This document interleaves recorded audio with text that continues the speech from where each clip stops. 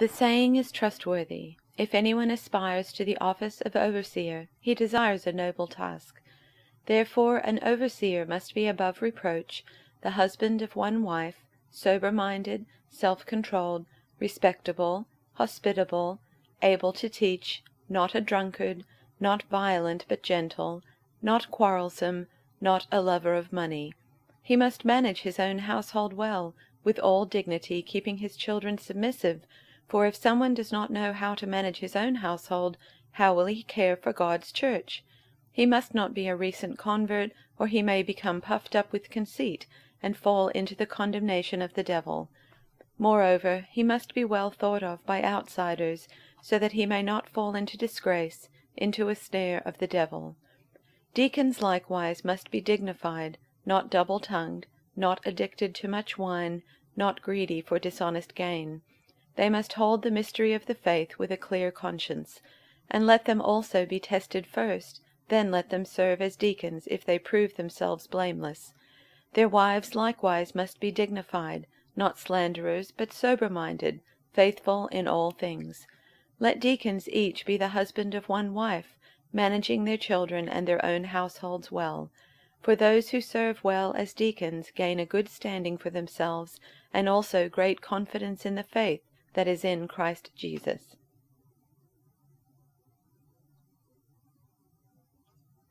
The saying is sure, whoever aspires to the office of bishop desires a noble task.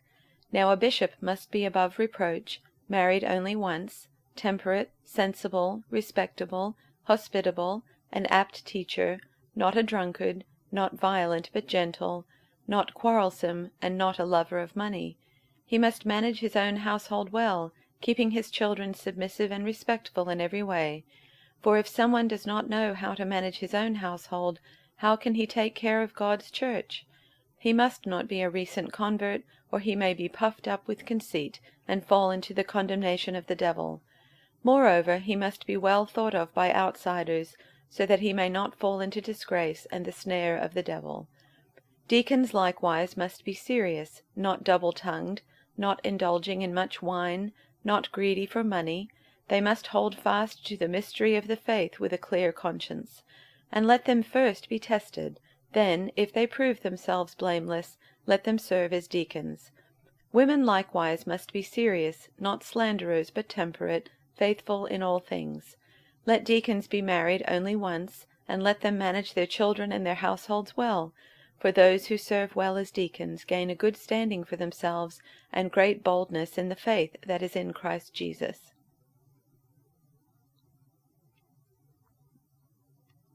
Here is a trustworthy saying, whoever aspires to be an overseer desires a noble task. Now the overseer is to be above reproach, faithful to his wife, temperate, self-controlled, respectable, hospitable, able to teach, not given to drunkenness, not violent but gentle, not quarrelsome, not a lover of money. He must manage his own family well, and see that his children obey him, and he must do so in a manner worthy of full respect. If anyone does not know how to manage his own family, how can he take care of God's church? He must not be a recent convert, or he may become conceited and fall under the same judgment as the devil. He must also have a good reputation with outsiders, so that he will not fall into disgrace and into the devil's trap.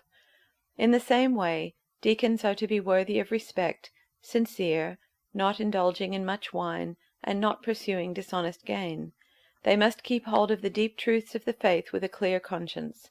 They must first be tested, and then, if there is nothing against them, let them serve as deacons. In the same way, the women are to be worthy of respect, not malicious talkers, but temperate and trustworthy in everything. A deacon must be faithful to his wife, and must manage his children and his household well. Those who have served well gain an excellent standing and great assurance in their faith in Christ Jesus. This is a trustworthy saying. If someone aspires to be an elder, he desires an honorable position. So an elder must be a man whose life is above reproach. He must be faithful to his wife. He must exercise self-control, live wisely, and have a good reputation. He must enjoy having guests in his home, and he must be able to teach. He must not be a heavy drinker or be violent. He must be gentle, not quarrelsome, and not love money. He must manage his own family well, having children who respect and obey him. For if a man cannot manage his own household, how can he take care of God's church? An elder must not be a new believer, because he might become proud and the devil would cause him to fall. Also, people outside the church must speak well of him, so that he will not be disgraced and fall into the devil's trap. In the same way, deacons must be well respected and have integrity. They must not be heavy drinkers or dishonest with money.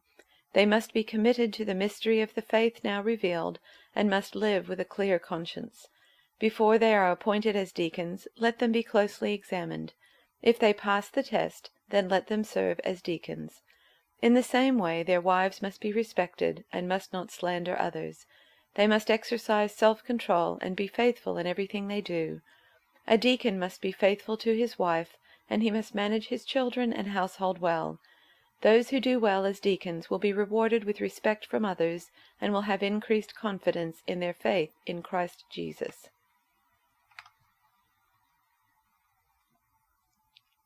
If anyone wants to provide leadership in the church, good, but there are preconditions.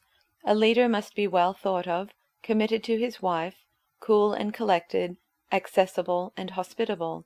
He must know what he's talking about, not be over-fond of wine, not pushy but gentle, not thin-skinned, not money-hungry. He must handle his own affairs well, attentive to his own children and having their respect.